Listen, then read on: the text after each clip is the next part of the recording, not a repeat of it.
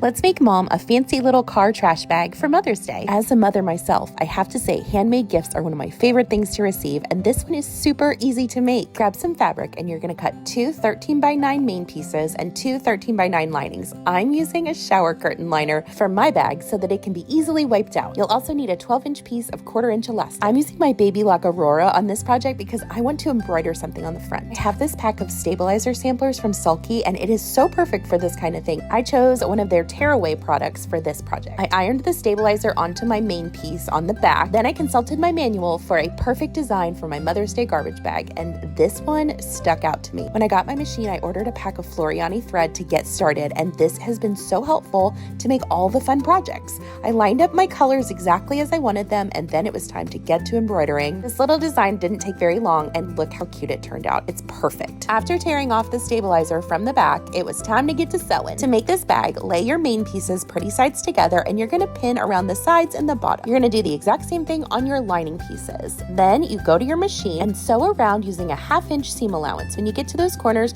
just raise your presser foot and turn the fabric and plow on. You're doing a super good job. Keep it up. Once you complete that step, trim the bottom corners of your main and lining pieces. This will help when you turn the bag out to make those corners extra pointy. Take your lining piece and turn it the right way out, and then you're just going to slide it in so your pretty sides are touching and pin around the perimeter.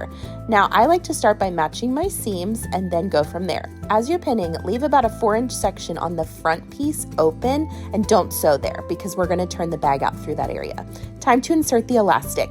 Take it and slide it between your main and lining layers on the back of your bag and just let a little piece stick up on each side.